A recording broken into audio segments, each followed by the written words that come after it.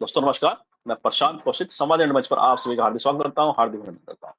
इस समय लोकसभा चुनाव को लेकर तमाम तरह की कवायद राजनीतिक दल कर रहे हैं और हिमाचल प्रदेश की जो राजनीति है वह भी इस समय लगातार चर्चाओं के दौर में है। आप सभी जानते हैं कि जो मंडी लोकसभा सीट जो हिमाचल की है बहुत ही एकदम से हॉट सीट के रूप में सामने आ रही है और लगातार उसको लेकर तमाम तरह की चर्चाएं राजनीतिक गलियारों में है। क्योंकि बीजेपी ने वहां से कंगना रनौत जो फिल्मी एक्ट्रेस हैं उनको वहां पे उन्होंने अपनी टिकट पर अब मौका दिया चुनाव लड़ने का। और वहीं कांग्रेस की पार्टी तरफ से विक्रमादित्य सिंह जो पूर्व मुख्यमंत्री वीरभद्र सिंह जी के पुत्र हैं और जो हिमाचल प्रदेश की जो प्रदेश कांग्रेस अध्यक्ष हैं प्रतिभा सिंह जी उनके पुत्र हैं।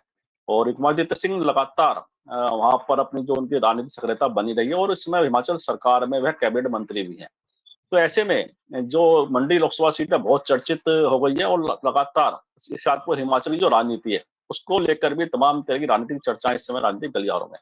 क्योंकि आप सभी जानते हैं कि पिछले दिनों जिस तरह से हिमाचल की राजनीति में जो एक उठापटक का दौर देखने को मिला, उसमें हिमाचल की जो प्रदेश कांग्रेस सरकार है उसकी भी स्थिरता पर सवाल उठने लगे थे। और कांग्रेस के एक जो ग्रुप था विधायकों का, उन्होंने कांग्रेस से बगावत कर बीजेपी के राज्यसभा सांसद के तौर पर जो चुनाव लड़ रहे थे राज्यसभा के लिए, उनके पक्ष में मतदान किया। तो ऐसे में कहीं ना कहीं लगने लगा था कि कांग्रेस के अंदर फूट है, लेकिन डैमेज कंट्रोल कर लिया गया और कांग्रेस की सरकार वहां पर बची रही, उसने अपना अस्तित्व बचा लिया।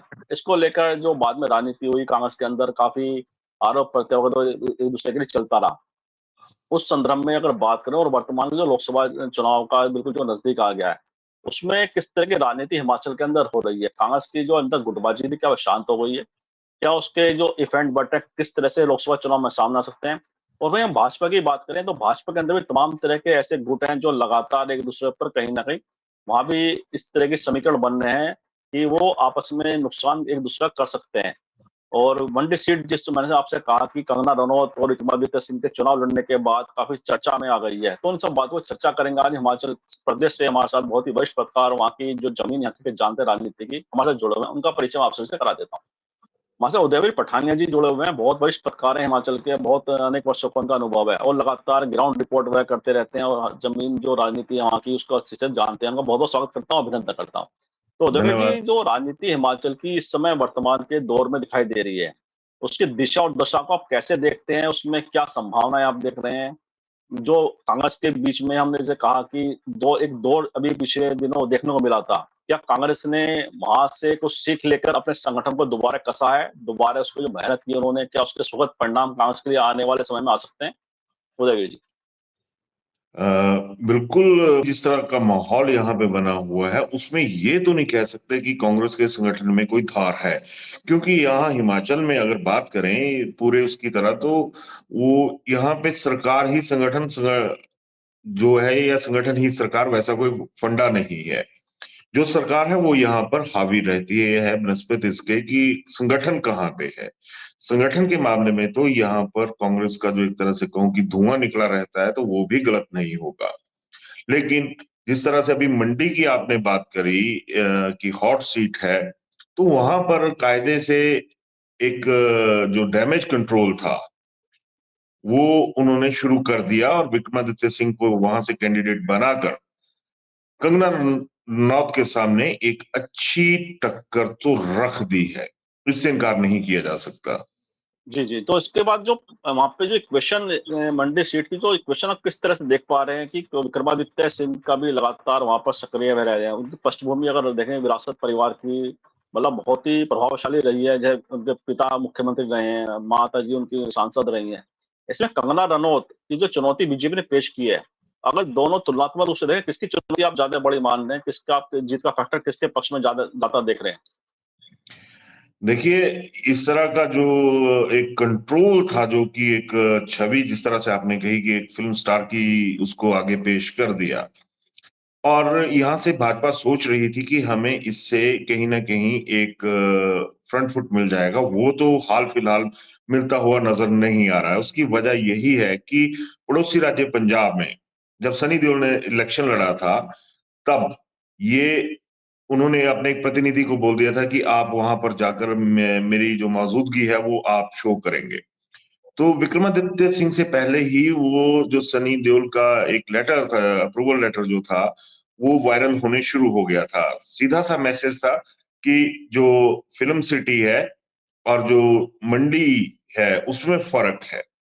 और लगातार कुछ ऐसे मसले हो रहे हैं कि जिसमें एक तय स्क्रिप्ट और जिसके तहत फिल्म स्टार्स काम करते हैं, जिस तरह का सारा उनका एक वर्किंग कल्चर रहता है, उसी उसमें हाल फिलहाल कहीं ना कहीं तो कंगना रनौत जो है वो उसी स्क्रिप्ट की जो पॉलिटिक्स है उसके ऊपर फोकस करती हुई नजर आ रही हैं।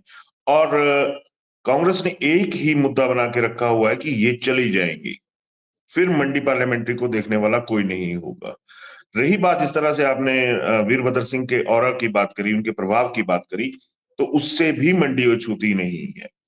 अब जैसे ही विक्रमादित्य सिंह की क्लियरेंस हुई और उससे पहले कंगना के पास एक खुला माहौल था, तो कंगना के भी हमले जो थे वो विक्रमादित्य पर रहे। और जिस तरह से पंच लाइन होती है किसी भी इसमें स्क्रिप्ट में, उस तरह की जो पंच लाइन्स थी, जिस तरह से विक्रमादित्य सिंह को छोटा पप्पू कहना, राहुल गांधी को बड़ा पप्पू कहना, तो वो जो मुद्दे थे, वो जो एक आम आदमी है उसके मुद्दों के साथ जुड़े हुए ना तो अभी तक कोई बयान आ पाए, ना कोई सिंसियरिटी नजर आ पाई है यहाँ पे। और खबर तो अब ये भी है कि कहीं ना कहीं बीजेपी एक बार फिर पुनर्विचार करने के मूड में है कहीं ना कहीं। एक शायद सर्वे भी बहुत जल्द शुरू हो चुका है, जिसमें कांगड़ा पार्लियामेंट्री और चंबा पार्लियामेंट्री, इन दोनों में एक नया सर्वे जो है वो करवाया जा रहा है कि अगर हम यहाँ पे बैकफुट पे हैं तो क्यों हैं। और जो हमारी इनपुट है उसके मुताबिक ये सूचना गई है कि कंगना के सामने होने के बावजूद भी एक पार्लियामेंट्री में 17 सीटें होती हैं हिमाचल में, तो 17 में से 11 जो सीटें हैं विधानसभा की, वहां पर कांग्रेस फ्रंट फुट पर है और 6 सीटों पर भाजपा जो है वो फ्रंट फुट पर है। तो जब इस तरह की चीजें आती हैं तो बहुत कुछ संभव होता है, लेकिन इस तथ्य से भी इनकार नहीं किया जा सकता, जिस तरह से आपने कहा कि बहुत बड़ा नाम है, चाहे फिल्मी दुनिया में ही है, और कंगना अब कहीं ना कहीं भाजपा के लिए भी प्रेस्टीज का सवाल बन चुकी है। और हैरानी की बात है कि अगर मैं ये कहूं तो कोई गलत बात नहीं होगी कि कंगना को अब बीजेपी की पृष्ठभूमि से कैसे जोड़ना है, वो बीजेपी के लिए एक बहुत बड़ा सवाल जो है वो यहाँ पर बन चुका है। और अगर मैं विक्रमादित्य की बात करूं तो उन्होंने अब वो रॉ पकड़ ली है जो पहाड़ी कल्चर में होती है, यानी संवेदनाएं और जो एक सामाजिक सरोकार होते हैं। घिसे पिटे पॉलिटिशियंस रहे हैं, अभी कम उम्र है, लेकिन अपने पिता वीरभद्र सिंह की वजह से जो उनके पास एक राजनीतिक गुण चाहिए, वो तो उनकी वजह से अभी तक फ्रंट फुट पर बने हुए हैं। जी, जी, जी, जी, जी। बिल्कुल ठीक कहा आपने कि जो पारिवारिक विरासत है राजनीति की, उसका कहीं न कहीं उन्हें फ़ायदा मिलेगा और वो नेचुरल तरीके से उनके अंदर कहीं न कहीं गुण हैं भी राजनीति के। लेकिन कंगना रनौत की जैसे आपने बात की कि बीजेपी के लिए प्रतिष्ठा का सवाल बन चुकी है सीट ये। लेकिन जी, बात ये आती है जो कंगना रनौत के जो विवादास्पद बयान हैं, वह जी, लगातार इस समय सोशल मीडिया में छाए हुए हैं। तो जी, बीजेपी जिस राजनीतिक संस्कृति की या जिस राजनीतिक कल्चर की बात करती है, जिस सुचिता की बात करती है, ऐसे में कंगना रनौत के जो विवादास्पद बयान हैं, क्या जी, वह भाजपा के लिए वहाँ संकट खड़ा कर रहे हैं? उनके लिए मुसीबत बनते जा बिल्कुल। रहे हैं कंगना रनौत की जो उम्मीदवारी है वहाँ के लिए? मैंने वही कहा जी आपसे कि पॉलिटिक्स पॉलिटिक्स के लिहाज से होती है, वहां पे स्क्रिप्ट नहीं चल सकती, वहां पे डायलॉगबाजी नहीं चल सकती। अब हाल ही में एक बहुत ज्यादा वीडियो वायरल हुआ जिसमें कंगना रनावत जो थी वो एक स्टेज पर बोल रही थी और लगातार जिस तरह से स्टेज परफॉर्मेंस कोई आर्टिस्ट करता है, ओपन एयर थिएटर की अगर मैं बात करूं, तो वो चीजें भी जनता के सामने गई कि ये एक्टिंग है, ये डायलॉग डिलीवरी जो है वो प्री प्लान है या किस तरह से है। तो जब ऐसी चीजें, अब भाजपा तो काउंटर नहीं कर पाएगी अगर मैं सामाजिक तौर पर बात करूं तो। अब यहाँ पर पिछले दिनों जब चुनाव थे तो स्मृति ईरानी भी यहाँ पर आई थी और जाहिर सी बात है कि स्टार फेस होगा तो लोग पहुंचेंगे, लेकिन उन तमाम रैलीज के बाद ये किसी ने नहीं कहा कि इनका भाषण बहुत बढ़िया था या इन्होंने जो भाषण का राशन परोसा वो बहुत बढ़िया था। उन्होंने यही कहा कि वो एक बहुत बेहतरीन अदाकारा है और उन्होंने यहाँ पर स्टेज पर आकर अदाकारी ही दिखाई।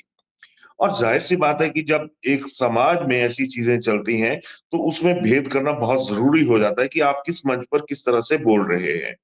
तो अगर डायलॉग डिलीवरी चलेगी, स्क्रिप्ट के हिसाब से सारी सियासत चलेगी, तो इससे इनकार भी नहीं किया जा सकता। लेकिन जो कंगना रनौत के हिस्से में एक अच्छी बात आ रही है, वो लगातार जो विरोध कर रहे थे वहां पे, मसलन जिस तरह से मंडी संसदीय क्षेत्र में पूर्व सांसद रहे मेश्वर सिंह, वो खासे नाराज थे।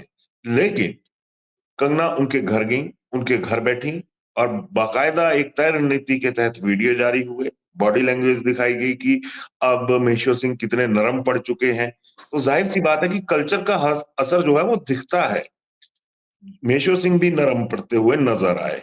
तो जो बीजेपी के भीतर है वो तो डैमेज कंट्रोल कंगना बखूबी कर रही है, इससे इनकार नहीं किया जा सकता।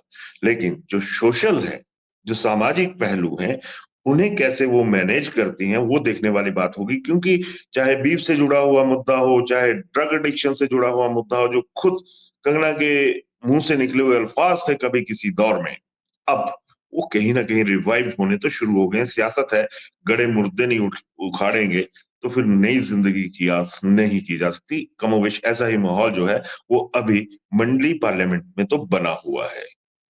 जी, जी, बिल्कुल ठीक कहा आपने। जो गड़े मुर्दे हैं कहीं न कहीं राजनीति में सामने आ जाते हैं, वो उखाड़ दिए जाते हैं विपक्षी को द्वारा। तो ऐसे में जो कंगना, जैसे आपने कहा कि बीफ वाला मुद्दा है, नॉन-वेज का मुद्दा है या सेक्सुअलिटी के बारे में उनके भी जो बयान हैं। तो जो जी, भारतीय जनता पार्टी की जो लाइन रही है इन चीज़ों को लेकर, जिन जी, मुद्दों पर वो मुखरता के साथ साथ प्रधानमंत्री जी भी, तेजस्वी यादव का एक वीडियो वायरल हुआ था, वो नॉन-वेज खा रहे थे, तो प्रधानमंत्री जी। स्वयं उसको मंच पर अपनी जो चुनावी रैली है उसमें बोल रहे हैं और आलोचना कर रहे हैं तेजस्वी की। ऐसे में भाजपा कैसे डिफेंड करेगी नॉन-वेज के ऊपर कंगना का बयान, सेक्सुअलिटी के ऊपर उनका बयान, जिस सुचिता की या जिस संस्कृति की भारतीय जनता पार्टी बात करती है। तो धर्म संकट में फँस गई क्या भाजपा हिमाचल के अंदर? बिल्कुल, बिल्कुल, धर्म की राजनीति करने वाली पार्टी तो यहाँ पर धर्म के मामले में ही संकट में नजर आ रही है, इस चीज से इनकार नहीं किया जा सकता। क्योंकि जिस तरह की जो सामाजिक संस्कृति हिमाचल की है, उसमें अगर मान लीजिए 100 लोग हैं, तो 100 में से बड़े ही कम होंगे, तो 80 लोग जो हैं, वो उस संस्कृति को मानने वाले हैं, जिसके तहत ये सारी चीजें जो हैं, वो सही नहीं मानी जाती, ना ही इनको सही करार दिया जाता है। अब देखना ये होगा कि जब ये सारी चीजें होंगी, और इसका काउंटर पार्ट फिर बीजेपी कैसे करेगी, ये सबसे बड़ी बात होगी। लेकिन इस तथ्य से भी इनकार नहीं किया जा सकता कि जिस मोदी मैजिक के सहारे पूरा, अगर आज की डेट में चाहे वो एक हाइप क्रिएट की गई है, हकीकत चाहे कुछ और हो, चाहे हकीकत यही हो जो क्रिएट की गई है, उसके तहत तो बीजेपी के यहाँ पर मंडी संसदीय क्षेत्र में बहुत ही एक ज्यादा ताकत झोंकनी पड़ेगी, जिससे ये लगे कि नहीं, यहाँ पर फ्रंट फुट पर है। और ले देकर हिमाचल के जो चुनाव है वो अंतिम चरण में है। तो इसमें भी कोई दो राय नहीं कि बीजेपी पूरा दम लगाएगी यहाँ पर। और उसमें दम लगाने के लिए ये पहला मौका होगा कि स्टार कैंपेनर की जो भूमिका होती है, वो कम से कम माइनस मोदी यहाँ पर शायद ही कामयाब हो पाए। ये भी अभी तक का एक सच है। सियासत पल पल बदलती है, अगले कल क्या होगा, अगले पल क्या होगा, ये कहना मुश्किल है। लेकिन अगर मौजूदा हालात की बात करूं, तो ये तमाम जो चीजें हैं वो कहीं ना कहीं बीजेपी के लिए गले की फांस तो बन ही चुकी है। बिल्कुल, बिल्कुल, आपने सही कहा कि गले की फांस बन गई है और कहीं न कहीं बीजेपी के लिए कंगना को टिकट देना ही एक बड़ी चुनौती स्वयं के लिए, उनके लिए बन गई है। तो ऐसे में जी, विक्रमादित्य सिंह की भी अगर राजनीति की बात करें, जिस तरह से विरोधाभास कांग्रेस के अंदर नज़र आया था कुछ समय पहले, जिसमें राज्यसभा चुनाव था और तमाम जी। तरह की उठा-पटक का दौर हमें कांग्रेस के अंदर देखने को मिला। तो ऐसे में विक्रमादित्य सिंह का लोकसभा चुनाव लड़ना, जब उनके राजनीतिक अस्तित्व के लिए बड़ा एक सवाल है कि किस तरह से वहाँ पे लोकसभा में जीत दर्ज कर अपनी जो वहाँ की जो भूमिका है विक्रमादित्य सिंह की हिमाचल की राजनीति में, उसको प्रभावशाली तरीके से कांग्रेस आलाकमान के सामने दर्ज कराने की चुनौती उनके सामने आ गई है अब चुनाव लड़ने के, क्योंकि चुनाव लड़ने जा रहे हैं लोकसभा का। इसको किस नज़र से आप देखते हैं? मतलब क्या इस तरह का विश्लेषण किया आप महसूस करते हैं इसका? ऐसा है कि हिमाचल की बात करूं तो सिर्फ जो सियासत वाला पंगा जिसे कहते हैं, वो सिर्फ कंगना रनौत की वजह से नहीं है, वो जेपी नड्डा की वजह से भी है यहाँ पे। क्योंकि वो भाजपा के राष्ट्रीय अध्यक्ष हैं, और जब तक चुनाव के नतीजे आने हैं तो वही इसके जो हैं अच्छे बुरे के हकदार तो एक तरह से माने जाएंगे। तो अगर मैं सबसे पहले बात करूं मंडी की ही, जिस तरह का केंद्र बिंदु है इस चर्चा का, तो उसमें विक्रमादित्य सिंह अपने उस लिहाज से बिल्कुल सेफ हैंड पे हैं।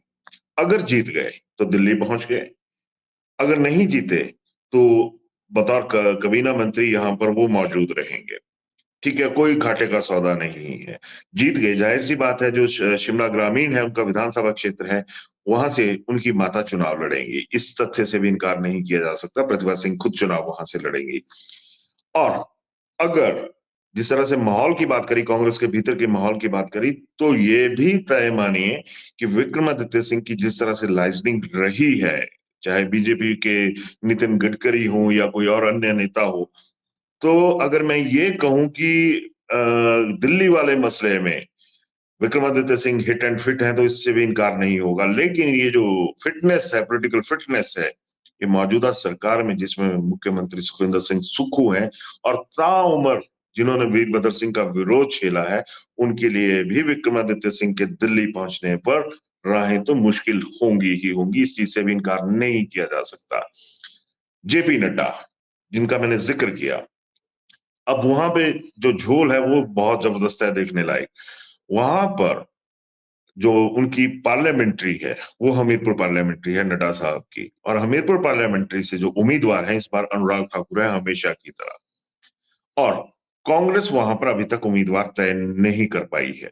एक तरह से कहीं ये मैच फिक्सिंग का भी माना जा सकता है, क्योंकि एक तरह के आरोप एक दौर में लगते रहे हैं कि प्रोफेसर प्रेम कुमार धूमल, जो पूर्व मुख्यमंत्री भी हैं, और मौजूदा मुख्यमंत्री सुखविंदर सिंह सुक्खू, उनकी आपस में अच्छी दाल गलती है। तो बहुत सारी चीजें हिमाचल की पॉलिटिक्स में ऐसी हैं। कल की जो सीईसी की बैठक हुई दिल्ली में, उसमें आला नेताओं ने यहां तक कह दिया कि क्या आप लोग जो हमीरपुर के लिए उम्मीदवार तय नहीं कर पाए हैं, तो क्या इसके पीछे ये वजह मानी जाए कि आप हिमाचल की जो कांग्रेस है वो इस सीट को गिफ्ट करना चाहती है अनुराग ठाकुर को? क्यों एक बढ़िया सा उम्मीदवार नहीं ला सकते? तो इन वजहों में एक बात तो तय है सर कि ना शांति बीजेपी के घर में है, ना शांति कांग्रेस के घर में है। ये तो बस वोट तय करेंगे कि किस तरफ को किसका धक्का लगता है या किसको धक्का दे दिया जाता है। जी, जी, बिल्कुल। जी, जी, बिल्कुल ठीक कह रहे हैं कि दोनों घरों में कहीं न कहीं असंतोष के स्वर लगातार मजबूत हो रहे हैं। तो ऐसे में जी, अगर अनुराग ठाकुर या और जेपी नड्डा की राजनीति की बात करें, 2 बड़े धड़े हैं हिमाचल के अंदर भारतीय जनता पार्टी के, और राष्ट्रीय नहीं, अध्यक्ष हैं नहीं, जेपी नड्डा। मैं थोड़ा-सा टोकना चाहूँगा कि जेपी नड्डा आज तक राष्ट्रीय अध्यक्ष होने के बावजूद भी अपना वजूद जो है वो हिमाचल में नहीं बना पाए हैं। उसकी वजह है, पिछला जो आम विधानसभा चुनाव थे, उससे पहले हिमाचल में 4 उपचुनाव हुए, 1 लोकसभा का, 3 विधानसभाओं के। उसमें चारों में बीजेपी हारी, और तब भी बीजेपी के राष्ट्रीय अध्यक्ष जेपी नड्डा थे। तो अब जब चुनाव दोबारा हुए, सामान्य विधानसभा चुनाव हुए, उसमें भी जेपी नड्डा की बतौर राष्ट्रीय अध्यक्ष यहाँ पर पीठ लग गई। और जो जेपी नड्डा का गृह क्षेत्र था बिलासपुर सदर, वहां पर 150-200 वोट के साथ वो सीट बमुश्किल बीजेपी जीत पाई, और बकाया जो भी थे वहां पर भी सैकड़ों में ही जीत हो पाई। तो ऐसे में ये कहना गलत होगा कि अनुराग ठाकुर के सामने इस वक्त कोई चैलेंज नहीं है, अगर माना जाए, अगर देखा जाए उस तरह से। अगर कहीं प्रेशर है तो वो दिल्ली दरबार का हो सकता है, लेकिन अगर मैं पब्लिक प्रेशर की बात करूं, तो ऐसा कोई भी फैक्टर पॉलिटिकली नजर नहीं आता जो अनुराग ठाकुर को कोई फ्रैक्चर देने में कामयाबी हासिल करता हुआ दिखे। जी। तो जैसा आपने कहा कि अनुराग ठाकुर सिंगल हैंडेड एक तरह से वहाँ पे मतलब लीड भी कर रहे हैं भारतीय जनता पार्टी की तरफ से, उनका अगर देखा जाए पूरा कि सबसे बड़े नेता के तौर पर आपने जिसे कहा।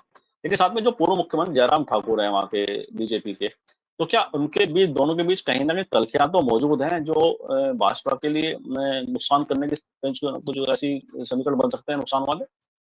या नुकसान आपस में भाजपा समन्वय का अच्छा? हो नुकसान भाजपा का अभी तक तो होता हुआ नजर आ रहा है। रीजन बीइंग, जो डिस्टेबलाइज करने की कोशिश की गई थी सरकार को, उसमें पर्दे के पीछे खिलाड़ी कुछ और थे, जो पर्दे के आगे खेल खेल रहे थे वो जयराम ठाकुर ही थे। और वो जो मिशन लोटस सो कॉल्ड जिसको कहा जाता है, वो सक्सेसफुल नहीं हुआ हिमाचल में। और जाहिर सी बात है कि जयराम ठाकुर खुद अपने आप में एक चेहरा है, इस चीज से भी इनकार नहीं किया जा सकता। लेकिन इस चेहरे की जो इमेज है, वो अब डैमेज करने की जो परिस्थितियां थी, वो खुद कहीं ना कहीं बीजेपी हाईकमान ने बनवा दी। इस चीज से भी इनकार नहीं किया जा सकता कि आने वाले दौर में ये जो चीजें हैं, अगर मान लीजिए कुछ ऊंच नीच हो जाती है, तो इसका जिम्मेदार भी जयराम ठाकुर को ठहराया जाएगा, क्योंकि वो फ्रंट फुट पर इस मामले में बयानबाजी भी कर रहे हैं। इस मामले की जो बागडोर है उसके बाबत भी यही कहते हुए नजर आ रहे हैं कि इन सब कठपुतलियों की जो डोर है वो मेरे हाथ में है। तो ऐसे में रास्ता किसका साफ हो रहा होगा हिमाचल में, चाहे दिल्ली से हो रहा है, चाहे कहीं और से हो रहा है, वो भी जो चीजें हैं वो अब सामने आने शुरू हो चुकी हैं। लेकिन मैं इतना जरूर कहूंगा कि जिस प्रभाव की बात 400 पार के नारे के साथ की जा रही है, उसमें शायद कुछ झटका जो है मौजूदा परिस्थितियों की वजह से सो कॉल्ड कथित लेन देन के बाद विधायकों की भाजपा में एंट्री होने के बाद से वो माहौल अब बचा नहीं है। और कहीं ना कहीं जो नरेंद्र मोदी की बनी बनाई लहर कहिए या बनाई गई लहर कहिए, उसके ऊपर तो असर यहाँ पर पड़ चुका है। जी, जी। जैसा आपने कहा कि संकेतों में कि भाजपा के जो एक मोदी मैजिक कह लीजिए, मोदी का प्रभाव जिसके बारे में भाजपा वाले कहते हैं, उसको भाजपा की रणनीतियों में कहीं न कहीं पलीता लगाते हैं हिमाचल के अंदर। बिल्कुल तो ऐसे में बिल्कुल। जी, जी। तो बिल्कुल ऐसे में यही जो है सर। 6 विधायक इस समय जो कांग्रेस से भाजपा में आए थे, उनमें बाय इलेक्शन हो रहा है। उसको लेकर जी, क्या सामने पिक्चर निकल के आ रही है? क्या स्थिति बन रही है उनको? इसमें दो तरह की परिस्थितियां हैं सर। क्योंकि मैंने पहले ही बात की कि सियासत पल पल बदलती है। अभी तक भाजपा का कैडर काबू नहीं आ रहा, क्योंकि वो कह रहा है कि 6 लोग हमारे सिर पे बिठा दिए, जिनके खिलाफ हमने पिछले चुनावों में प्रचार किया था, उनके खिलाफ जितना सा हो सकता था उतना सा सियासी जहर उगला था। अब अगर हाईकमांड को यही 6 विधायक अमृत नजर आ रहे हैं, तो कम से कम इस जहर को हम नहीं पिएंगे। और अब भाजपा कांग्रेस से मुकाबला करने की बजाय इस रणनीति पर ज्यादा जोर देती हुई दिख रही है कि इस डैमेज कंट्रोल को कैसा रोका जाए, कैसे रोका जाए। जो 6 विधायकों को लाने के, 6 कांग्रेस के 3 आजाद, उनको लाने के बाद जो माहौल बिगड़ा है, जो हमारा कैडर बिगड़ चुका है, उसको कैसे मैनेज किया जाए। अब यही वजह है जो 9 विधानसभा क्षेत्र, जिनमें उपचुनाव लगभग 6 में तो तय हो चुके हैं, 3 में अभी तक लटके हुए हैं, जो आजाद प्रत्याशी थे, आजाद उम्मीद विधायक थे। अब भाजपा खुद अपने जाल में कहीं ना कहीं फंसती हुई नजर आ रही है। और हैरानगी की बात यह भी है कि जो सुखू सरकार लगभग 14 महीनों तक बैक फुट पे थी, उसे फ्रंट फुट पर लाने का काम खुद ब खुद भाजपा ने कर दिया, क्योंकि ना मिशन लोटस इनसे सक्सेसफुली सक्सीड हो पाया, ना इनसे अब वो चीजें कंट्रोल हो रही हैं जो हाईकमांड के सो कॉल्ड फैसलों की वजह से अब बेकाबू हो चुका है। जी, जी, जी, जी। जैसा आपने कहा कि कहीं न भाजपा अपने गेम में खुद ही उलझती नज़र आ रही है। तो बिल्कुल। ऐसे में जो समीकरण हिमाचल के अंदर जो उलझे हुए समीकरण हैं, जिस तरह से दोनों पार्टियाँ कहीं न कहीं अपनी उलझनों में उलझी हुई हैं, ऐसे में 4 लोकसभा सीट जो हिमाचल की हैं, वह किस जी। तरह से वहाँ के चुनाव परिणाम को किस तरह से आप महसूस कर पा रहे हैं? वहाँ पे क्या चुनावी जो बिसात है, किस तरह से बिछ रही है उन चारों लोकसभा सीट का, क्या आप महसूस कर पा रहे हैं वहाँ का आकलन? अब देखिए 2 टिकट डिक्लेयर करी, एक शिमला पार्लियामेंट्री और एक मंडी पार्लियामेंट्री। मंडी पार्लियामेंट्री का जिक्र हो चुका, शिमला पार्लियामेंट्री की बात करता हूं तो वहां पर 6 बार के लगातार सांसद रहे स्वर्गीय केडी सुल्तानपुरी के बेटे विनोद सुल्तानपुरी को टिकट दे दी है। और विनोद सुल्तानपुरी के पास अपने पिता का एक पुराना इतिहास है, पहली दफा एमएलए बने हैं। और एमएलए भी कोई बहुत ज्यादा प्रचंड लीड से उन्हें नहीं मिली थी, वो चंद सैकड़ों वोटों की लीड से वो जीते थे। लेकिन यहां पर सबसे बड़ी बात यह भी आ जा रही है कि जब ये सारी चीजें हो रही हैं, तो जो एक गुणा भाग सियासत में होता है, वो कहीं होता हुआ नजर नहीं आ रहा है। खबरों में यह भी रहा कि कांग्रेस इस बात की कोशिश में थी कि जो भाजपा के पूर्व सांसद थे रहे हैं वीरेंद्र कश्यप, उनको अपने पाले में लाया जाए, लेकिन वो भी उनके पाले में नहीं आए। अब 2 सीटें तो एक तरह से कहा जाए कि जिस तरह से कहा जाता है कि डिस्टर्ब हो गई, जो कि लेजिस्लेटिव असेंबली की हैं। तो इसी तरह से अभी तक ना कांगड़ा पार्लियामेंट्री डिक्लेयर हो पाई, ना दूसरी हमीरपुर पार्लियामेंट्री डिक्लेयर हो पाई। कांग्रेस में आपस में तालमेल नहीं है, ये भी शरेआम नजर आ रहा है। क्योंकि जब ये लोग दिल्ली में बैठे, सीईसी की बैठक में बैठे, तो वहां पर भी बहुत सारे बवाल हुए कि लड़ना किसके लिए है। अब देखिए आप, सबसे बड़ी बात है कि कांग्रेस कैसे कटघरे में खड़ी होती है। गांधी फैमिली के दुश्मन नंबर 1 अगर सियासत के लिहाज से देखे जाए तो अनुराग ठाकुर हैं। और कांग्रेस की जो सियासी मति किस तरह से भ्रष्ट हुई है, वो ये नहीं तय कर पा रही है कि जो हमारे सो कॉल्ड, जिसके आगे दंडवत उसमें लंबे पड़े रहते हैं कांग्रेस के नेता, उसी हाई कमान के लिए कोई राहत का बंदोबस्त ये लोग हमीरपुर पार्लियामेंट्री में भी अभी तक नहीं कर पाए हैं। और उसकी वजह से अब ये कहना फिर से मुश्किल होगा कि फ्रंट फुट पे कौन है। जाहिर सी बात है कि लियाकत और काबिलियत के ऊपर देखा जाए तो सिर्फ हमीरपुर जो पार्लियामेंट्री है वो कुछ अनुराग ठाकुर की वजह से और कुछ खुद कांग्रेसियों की वजह से एक एज जो है वो अनुराग ठाकुर को मिल रहा है वहां पे। अगर बीजेपी की एज की बात करूं तो शायद वो जो मोदी मैजिक है वो भी वहां पर अनुराग ठाकुर को उस तरह का बैकअप नहीं दे पाएगा, क्योंकि हमीरपुर पार्लियामेंट्री के तहत ही 4 सीटें ऐसी हैं जिनमें 2 मुख्यमंत्री सुखविंदर सिंह सुक्खू के होम डिस्ट्रिक्ट हमीरपुर में है और 2 सीटें ऊना जहां से डिप्टी सीएम हैं उनके क्षेत्र से वो सीटें वहां पे हैं। अब देखिए जब 4 सीटें 17 में से 4 सीटें डिस्टर्ब लिस्ट में चल रही हैं और इन 6 लोगों को लेने के बाद कांग्रेस से उखाड़ने के बाद बीजेपी में बसाने के बाद ऐसा माहौल बना हुआ है कि कहीं पर भी कुछ भी हो सकता है। कांग्रेस को खुद बीजेपी वालों ने बेचारा बना के रख दिया और सियासत का एक रिवाज है जो बेचारा बन गया वो तर गया। अब देखना ये होगा कि अपनी बेचारगी को सियासत के लिहाज से कांग्रेस कैसे भुनाती है, या फिर अपनी सो कॉल्ड, मैं तो सो कॉल्ड ही कहूंगा क्योंकि जबरन एक विचारधारा बनाई जाती है, जबरन एक साइकोलॉजिकल इम्पैक्ट छोड़ा जाता है जिसे छोड़ने में बीजेपी का कोई सानी नहीं है। वो चीजें भी यहाँ पर लगातार ट्रेवल कर रही हैं, लेकिन असर बेचारगी का होता है या टैक्ट का होता है, ये देखने वाली बात रहेगी। बिल्कुल, बिल्कुल, यश प्रश्न की बात ही सामने है कि कौन सा जो रणनीति कौन सी कामयाब होती है। और जी साथ में जो जब आपने कहा था कि विक्रमादित्य सिंह जी पे हम दोबारा आते हैं और आपने कहा था लोकसभा चुनाव में जीत जाते हैं तो शिमला ग्रामीण की विधानसभा है, उसमें उनकी जी मां प्रतिभा सिंह जी चुनाव लड़ेंगी। तो ऐसे में क्या रणनीति कांग्रेस इसको लेकर अपना रही है कि विक्रमादित्य सिंह को दिल्ली शिफ्ट करा जाए लोकसभा चुनाव जिताकर और प्रतिभा सिंह जी को विधानसभा में भेजा जाए? तो विधानसभा में जो सरकार के नेतृत्व को लेकर जो जंग अंदर छिड़ी हुई थी कांग्रेस के अंदर, क्या प्रतिभा सिंह को विधानसभा से चुनाव जिताकर विधानसभा में भेजना कांग्रेस की रणनीति, क्या मुख्यमंत्री पद या नेतृत्व परिवर्तन की नहीं दिशा में कुछ नहीं नहीं नहीं नहीं, कदम है? वो दौर अब गुजर चुका। क्योंकि ये भी एक हकीकत है कि मंडी पार्लियामेंट्री से स्किप करने वाली सबसे पहले प्रतिभा सिंह रही और मौजूदा दौर में जो सुखविंदर सिंह सुक्खू हैं उनकी जो बीइंग ए चीफ मिनिस्टर जो पकड़ होनी चाहिए, खास करके अगर मैं कांग्रेस कैडर की बात करूं तो वहां पर उनका ऑरा उतना सो तो बन चुका है कि यही रहेंगी और परिवारवाद फिर एक जगह चलेगा जो इन्होंने चला लिया, एक मंडी पार्लियामेंट्री और दूसरा चलेगा फिर जाकर शिमला ग्रामीण में। तो लगातार एक हैट्रिक परिवारवाद की तो नहीं बन सकती कि सांसद भी आप बन जाइए, एमएलए भी आप बन जाइए और मुख्यमंत्री भी आप बन जाइए।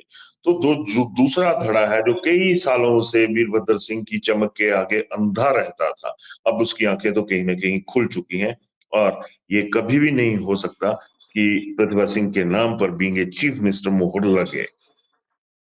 तो जिस संकट काल से जो कांग्रेस मंत्री सुक्खू के नेतृत्व में बाहर निकल के आई, क्या उसका क्रेडिट सुक्खू के खाते में 100% गया है? तो क्या सुक्खू उससे बड़े निर्विवाद नेता के तौर पर वहां पर हिमाचल के अंदर नहीं कांग्रेस के वहां पर नहीं स्थापित हुए?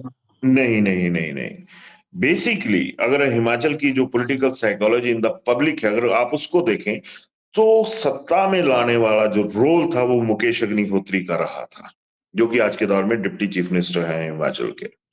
और मुकेश के जो तेवर रहते थे वो बहुत तीखे रहते थे। मुकेश का हमला करने का जो स्टाइल था वो अलग था और बहुआयामी स्टाइल हुआ करता था। तो जब सरकार बन गया, दूसरा हिमाचल में चलता है सो कॉल्ड पॉलिटिकली चलता है, वैसे नहीं चलता है। पॉलिटिकल इसमें ये चलता है कि राजपूत ही मुख्यमंत्री होना चाहिए। तो सुखविंदर सिंह सुक्खू को उस वक्त ये एज मिल गया था कि वह राजपूत बिरादरी से संबंधित है, राजपूत हैं। तो बहुत सारी चीजें कांग्रेस के अंदर ऐसी हैं जिन्हें किसी भी पल वो रिवाइव हो जाती हैं, किसी भी पल वो मृत अवस्था में चली जाती हैं। तो ऐसा नहीं माना जा सकता कि ऑरा जो है वो किसी एक का है। अगर सारी ओवरऑल चीजें देखी जाएं तो वहां पर जो एक तरह का मैं ये कहूं कि सरकार बनाने में ऑरा किसी और का था, सरकार बनने के बाद मुख्यमंत्री का ऑरा किसी और के पास है। तो ये सारे चीज जो फैक्टर हैं ये यहाँ पर बदस्तूर काम कर रहे हैं। जी जी, बिल्कुल ठीक कहा कि मैंने सरकार में जो संघर्ष होता है संघ विपक्ष में रह के, किसके नेतृत्व में होता है, लेकिन सरकार बनने के बाद, बहुमत पाने के बाद समीकरण बदलते हैं और नेतृत्व तय करता है कि कौन-सा मुफ़ीद उनके लिए चेहरा रहेगा। लेकिन जैसे आपने जी, कहा कि राजपूत समाज की, जैसे कहा कि आपने कि हिमाचल में एक ये धारणा भी है कि राजपूत चेहरा वहाँ पर मुख्यमंत्री तौर पर हमेशा एक प्रोजेक्ट होता है और बनता भी है। और ऐसे में आज के अगर दो देश में देखें, भिन्न प्रदेशों के अंदर राजपूत समाज का भाजपा के प्रति एक नाराज़गी सामने आ रही है। चाहे बिल्कुल। गुजरात के अंदर हो, उत्तर प्रदेश के अंदर है, राजस्थान में, तो विभिन्न प्रदेशों में राजपूत समाज की बड़े और मतलब कड़े शब्दों में वो अपनी नाराज़गी भाजपा के प्रति प्रदर्शित कर रहे हैं। तो ऐसे हिमाचल के अंदर भी कुछ ऐसा प्रकटीकरण राजपूत समाज का हो रहा है? कुछ ऐसा रोष या नाराज़गी राजपूत समाज नहीं, की हिमाचल के नहीं, अंदर भी आ रही है? नहीं, मैंने पहले कहा कि यहाँ पर जो भी कल्चर थोपा जाता है या फिर जिसको दुर्भाग्य से कहें कि कम्युनिटी भी एक्सेप्ट कर लेती है, उसका प्रतिकार नहीं होता, उसका प्रतिरोध नहीं होता है, तो वो भी गलत नहीं होगा क्योंकि यहाँ पर काबिलियत काउंट करती है। सबसे बड़ी बात तो ये है, चाहे वो राजपूत हो, ब्राह्मण हो, एबीसीडी कोई भी हो, लेकिन काबिल होना चाहिए। अब जैसे ही हाल ही में ये जो 6 बागी चले गए, वहां पर भी तो यही हुआ। एकदम से जनता में आवाज आई कि अगर मुकेश अग्निहोत्री सीएम होते तो ऐसा ना होता। तो वहां पर तो राजपूत भी बोल रहे थे, ब्राह्मण भी बोल रहे थे, खत्री, वैश्य, तमाम जितने ओबीसी एससी, वो फैक्टर जो था वो एक तरह से वहां पे सामने आ गया कि अगर ऐसी चीजें होती। आप देखिए, ऐसा नहीं है कि ये पहली बार हो रहा है। बवाल तो वीरभद्र सिंह के वक्त में भी हुआ करते थे, लेकिन टैकल करने की जो पोजीशन थी, उनको कैसे खत्म करना है, वो तमाम वीरभद्र सिंह बड़े अच्छे तरीके से उन चीजों को मैनेज कर जाते थे। यहाँ पर इस बार जो मैनेजमेंट की कमी है, वो रही और उसकी वजह से इतना बड़ा जो बवाल है, वो हिमाचल जैसे छोटे से राज्य में बन गया था। जी, जी, जी, जी। ठीक है, आपने अच्छा एक बात और आती है कि कांग्रेस नेतृत्व की हम बात करें, उसमें प्रियंका, राहुल या सोनिया जी, ऐसा कहा जाता है कि प्रियंका गांधी का बड़ा वहाँ पे लोगों में एक प्रभाव है। प्रियंका गांधी लगातार कहीं न कहीं राजनीतिक रूप से हिमाचल के बारे में काफ़ी गंभीर भी वह अपना गंभीरता प्रदर्शित भी करती हैं। तो ऐसे में प्रियंका गांधी का क्या रोल हिमाचल की राजनीति में किस तरह से आप देख पा रहे हैं? और अगर प्रियंका गांधी वहाँ पे चुनावी रैलियाँ जैसे विधानसभा चुनाव में उन्होंने की थी और फिर जीत मिली प्रदेश में, हिमाचल में निश्चित रूप से प्रियंका की रैलियाँ भी होंगी। तो उससे क्या राजनीतिक जो माहौल है, कांग्रेस के पक्ष में ज़्यादा और अच्छा हो सकता है? क्या लगता है आपको? ऐसा है कि प्रियंका गांधी जो पिछली 10 चुनावी गारंटियां थी, उनमें पिट चुकी हैं। जिनकी शुरुआत उन्होंने हिमाचल में की थी, ये भी एक सच्चाई है।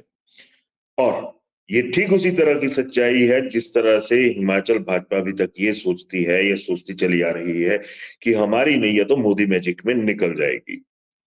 यानी इस पलड़े में चाहे आप बीजेपी के हाईकमांड को रखो, चाहे कांग्रेस के हाईकमांड पे रखो, उनका कोई वजन नहीं है। खुद कहने को तो ये भी है कि प्रियंका गांधी का घर शिमला में है, लेकिन शिमला में वो कितने नेताओं के साथ कम्युनिकेट करती हैं, आम आदमी को तो छोड़ ही दीजिए, ये भी जग जाहिर है। और इसका असर फिलहाल तो मेरे को होता हुआ कहीं नजर नहीं आ रहा। ठीक उसी तरह से जिस तरह से अभी तक कंगना रनौत की वजह से मंडी में परिस्थितियां बनी हुई हैं, क्योंकि वो भाजपा का चेहरा है। लोकल डायलेक्ट्स, लोकल भाषा में बात करना कोई बहुत बड़ी बात नहीं है। अगर मैं अपने नजरिए से देखूं तो पब्लिक चाहती है विजन, पब्लिक चाहती है पर्सनल रिलेशंस, कि जाइए सीधे बात कीजिए, आगे निकलिए। पर यहाँ पर बहुत सारी चीजें हैं। मैं भी आपको एक छोटा सा उदाहरण देता हूँ कि जब ये 6 बागी हुए तो अभी तक जो सीआरपीएफ की सिक्योरिटी है, वो बागियों के साथ चली हुई है। जहां जा रहे हैं वहां पे सीआरपीएफ की सिक्योरिटी है। लेकिन इस सिक्योरिटी के बीच में भी ये लोग बहुत ज्यादा सियासी तौर पर अनसेफ हैं, क्योंकि लोग पूछ रहे हैं कि भैया खतरा है कहां पर, है किससे, जो तुम इतने सारा लाव लश्कर साथ में लेके चले हुए हो। तो छोटी छोटी सी बातें हैं कि अगर एक एमएलए को मिली सीआरपीएफ की सिक्योरिटी के ऊपर लोगों के सवाल हैं, तो फिर जरा सोचिए कि जब हाई एंड के लोग आएंगे या कुछ ऐसा होगा, तो लोगों का यही मानना है कि भैया जैसे 2 घड़ी के लिए हम कोई एक शो देख लेते हैं, चाहे वो कैसा भी है। तो अभी तक तो पब्लिक जो है वो इन शोज को एंजॉय करती हुई नजर आ रही है और इन शोज के ऊपर प्रतिक्रिया देती हुई नजर आ रही है। और फिर वही बात आ गई सर कि प्रेस्टीज इशू, यहाँ पर जो मंडी संसदीय क्षेत्र है, वहां पर कईयों की बलि हो गई जो लोकसभा चुनाव लड़ने के मूड में थे।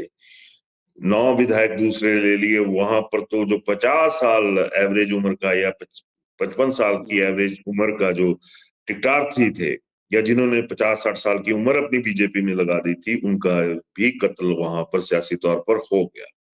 अब कत्ल का बदला किस तरह से लिया जाता है सियासत में, वो एक बहुत बड़ा फैक्टर है जो यहीं पे नजर आएगा।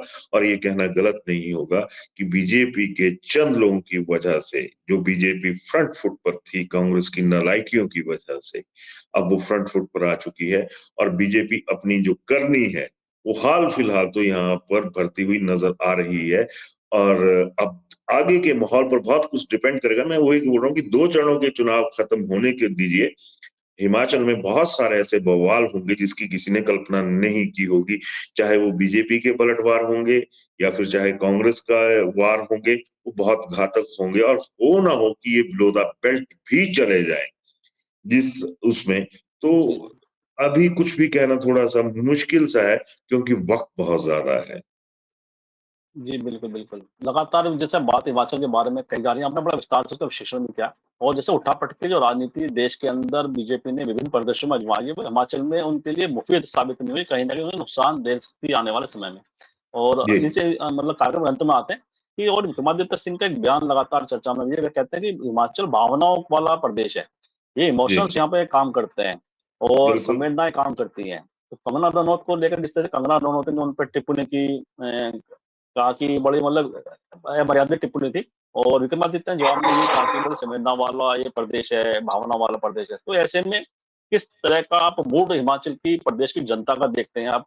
क्या ये विक्रमादित्य सिंह के जो बयान है, वह उसको चरितार्थ करता है? उसको बताता है कि किस तरह का हिमाचल के लोगों का मूड होता है? और कंगना की जो फिर टिप्पणियाँ जिस तरह से आ रही हैं सामने, किस तरह से चीज़ों को आप देख पा रहे हैं? देखिए सर, अगर मैं कहूँ कि सियासत के इस हमाम में भाजपा और कांग्रेस दोनों नंगी हैं, तो इस चीज से भी इनकार नहीं किया जा सकता। क्योंकि बीजेपी जो करती है वो सरेआम नजर आ रहा है। और अगर मैं करेक्टर की बात करूं या दूसरी चीजों, पॉलिटिकल करेक्टर के साथ साथ दूसरे चीजों की बात करूं, तो कांग्रेस भी इनसे अछूती नहीं है। क्योंकि जब हिमाचल में ये बवाल खड़ा हुआ था, जब ये नेता भागने शुरू हुए थे कांग्रेस से, कुछ ऐसा था, तो विक्रमादित्य सिंह का एक बयान था कि मेरे स्वर्गीय पिताजी वीरभद्र सिंह की जो एक स्टैचू था उसको लगाने के लिए एक छोटा सा जमीन का टुकड़ा जो है वो माल रोड पे शिमला में सरकार नहीं दे पाई। यहाँ पर दुख नेताओं के अपने अपने हैं, सपने भी इन नेताओं के अपने अपने हैं। दोनों बीजेपी और कांग्रेस की बात करूं तो अभी भी रोजगार की लड़ाई जो है इन नेताओं की अपने लिए है। और प्रदेश में इतने सारे और भी ज्वलंत मुद्दे हैं ना, जिनके ऊपर भाजपा बात कर रही है और ना ही कांग्रेस बात कर रही है। कांग्रेस तो करेगी भी क्योंकि खुद सत्ता में बैठी हुई है।